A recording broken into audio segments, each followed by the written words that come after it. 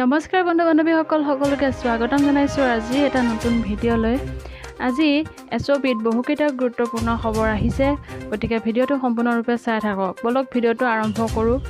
নতুন Covid SOP জাৰি, কি আছে নতুন নিৰ্দেশনাত। ৰাজ্যখনৰ সামগ্ৰিক কোভিড পৰিস্থিতিৰ প্ৰতি লক্ষ্য ৰাখি আজি অহা এসপ্তাহৰ বাবে নতুন SOP জাৰি কৰা হৈছে স্বাস্থ্যমন্ত্ৰী কেশৱ মহন্তই। সেই অনুসৰি মঙলবাৰে পুৱা 5 বজাৰ পৰা আৰু এসপ্তাহৰ বাবে সম্পূৰ্ণ কণ্টেইনমেণ্টত জিলা হিচাপে থাকিব গোলাঘাট, যোৰহাট, লখিমপুৰ, বিশ্বনাথ আৰু শোণিতপুৰ। মৰিগাঁও আৰু গোৱালপাৰা জিলাৰ ক্ষেত্ৰত নিয়ম কিছু শিথিল কৰা হৈছে। দুপৰীয়া 12 বজালৈ এই জিলা দুখনত দোকান পোহাৰ খোলা থাকিব আৰু 5 বজালৈ গেলামাল দোকান খোলা থাকিব। 1 বজাৰ পৰা হ'ব সান্ধ্য আইন। পূৰ্বে সম্পূৰ্ণ কণ্টেইনমেণ্ট হিচাপে আছিল মৰিগাঁও জিলা আৰু গোৱালপাৰা জিলা। এই জিলা 7খনক বাদ দি বাকী সকলো জিলাতে 4 বজালৈ দোকান পোহাৰ খোলা থাকিব। সেইদৰে 28খন জিলাত পূৰ্বদৰেই 5 বজাৰ পৰা এইসমূহ জিলাত সান্ধ্য আইন বলৱৎ কৰা হ'ব। ৰেলৱে ষ্টেচন আৰু বিমানবন্দৰসমূহত উত্তৰ পূবৰ জনসাধাৰণকো টেষ্টিং কৰা হ'ব। ৰাজ্যত মদ বিৰোধী অভিযান জোৰদাৰ গতিত অব্যাহত থাকিব আৰু ইয়াৰ বাবে জিলা প্ৰশাসনসমূহলৈ কঠোৰ নিৰ্দেশনা। আনহাতে ডিব্ৰুগড়, শিৱসাগৰ আৰু নগাঁও জিলাৰ পৰিস্থিতিৰ ওপৰত চোকা নজৰ থাকিব। বিয়া বাৰু, মৃতকৰ সৎকাৰ, শ্ৰাদ্ধ আদিত 10জনতকৈ অধিক লোক যাতে সমবেত নহয়, সেয়া কঠোৰভাৱে বলৱৎ কৰিবলৈ উপায়ুক্তসকলক চৰকাৰৰ পৰা নিৰ্দেশনা দিয়া হৈছে। আনহাতে কোভিড পৰিস্থিতিৰ পৰিপ্ৰেক্ষিতত ইছলামধৰ্মী লোকসকলক অহা বুধবাৰৰ পবিত্ৰ ঈদ উৎসৱ নিজৰ ঘৰতে পালনৰ বাবে ৰাজ্য চৰকাৰে অনুৰোধ জনাইছে। মছজিদ, ঈদগাহত মাথো 5 গৰাকী লোকেহে সমবেত হৈ ঈদৰ ধৰ্মীয় ৰীতি-নীতি পালন কৰিবলৈ অনুমতি পাব। দ্বিতীয়টো খবৰ আহি পৰিছে ডেল্টা ভেৰিয়েণ্টৰ সন্ত্ৰাস। কৰোনাত বিধ্বস্ত ইণ্ডোনেছিয়া, 17 দিনত 114 গৰাকী চিকিৎসকৰ মৃত্যু।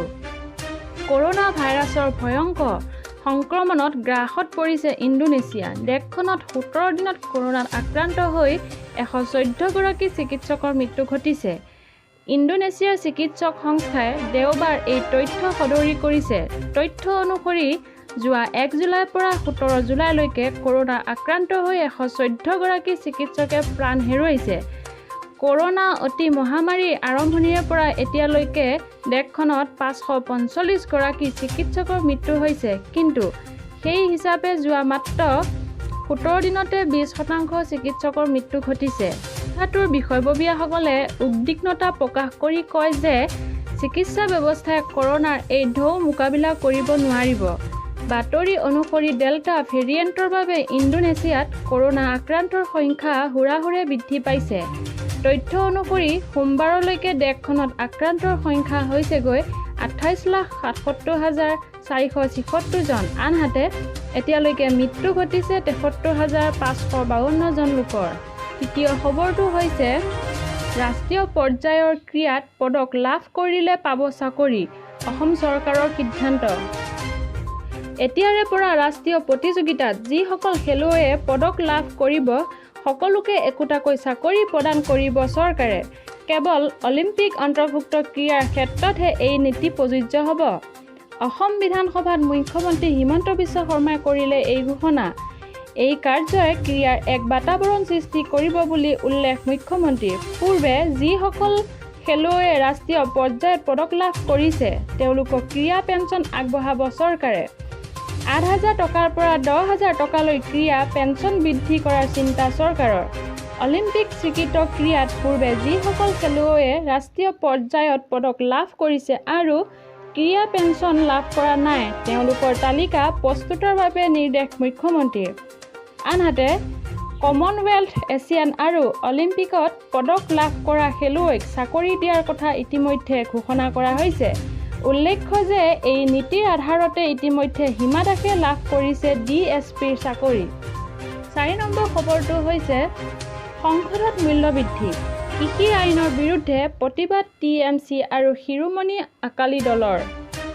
সংসদৰ বৰ্ষাকালীন অধিৱেশন আৰম্ভ। অধিৱেশনৰ প্ৰথম দিনটোতে বহুকেইটা ৰাজনৈতিক দলৰ সাংসদে সাব্যস্ত কৰিলে প্ৰতিবাদ।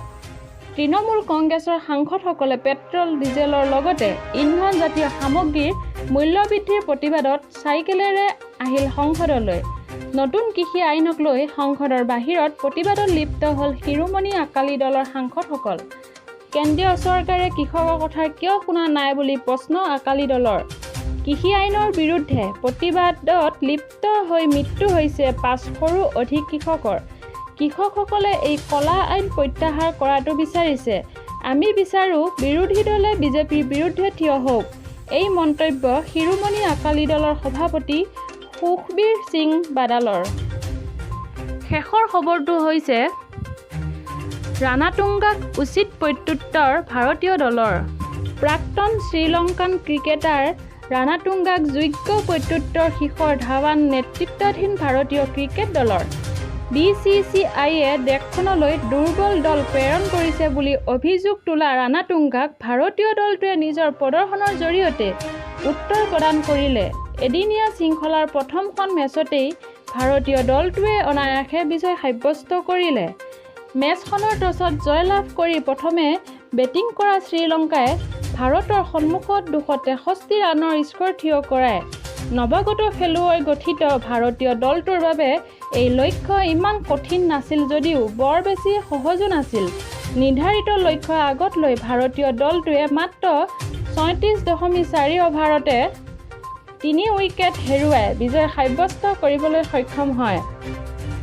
ভাৰতীয় দলটোৰ হৈ অপেনিং কৰিবলৈ অহা পৃথ্বী শ্বয়ে প্ৰথমৰে পৰা আক্ৰমণাত্মক ৰূপ ধাৰণ কৰে। আনহাতে এদিনীয়া ক্ৰিকেটত আত্মপ্ৰকাশ কৰা ঈশান কিষাণে নিজৰ আত্মপ্ৰকাশৰ মেচতে অৰ্জন কৰে অৰ্ধশতক। ইয়াৰ লগে লগে ঈশান কিষাণ হৈ পৰে এদিনীয়া আৰু T20 ক্ৰিকেটৰ আত্মপ্ৰকাশ মেচতে অৰ্ধশতক অৰ্জন কৰা প্ৰথমগৰাকী ক্ৰিকেটাৰ। ইফালে অধিনায়ক শিখৰ ধাৱানে 95টা বলত সংগ্ৰহ কৰে 86 ৰান। ৰাহুল দ্ৰাবিড়ক মুখ্য প্ৰশিক্ষক হিচাপে লৈ শ্ৰীলংকা ভ্ৰমণলৈ যোৱা ভাৰতীয় দলটোৰ প্ৰতি প্ৰায়বোৰ ক্ৰিকেটাৰে নৱাগত। অৱশ্যে দলটোৰ 14জন ক্ৰিকেটাৰে আন্তঃৰাষ্ট্ৰীয় ক্ৰিকেটত ইতিমধ্যে আত্মপ্ৰকাশ কৰিছে। গুৰুত্বপূৰ্ণ কথাটো হ'ল যে ভাৰতে একে সময়তে দুখন দেশলৈ পঠিয়াইছে দুটা দল। বিৰাট কোহলীৰ নেতৃত্বত এটা দলে ইংলেণ্ড ভ্ৰমণ কৰিছে, আনহাতে শিখৰ ধাৱানৰ নেতৃত্বত এটা দলে শ্ৰীলংকা ভ্ৰমণ কৰিছে।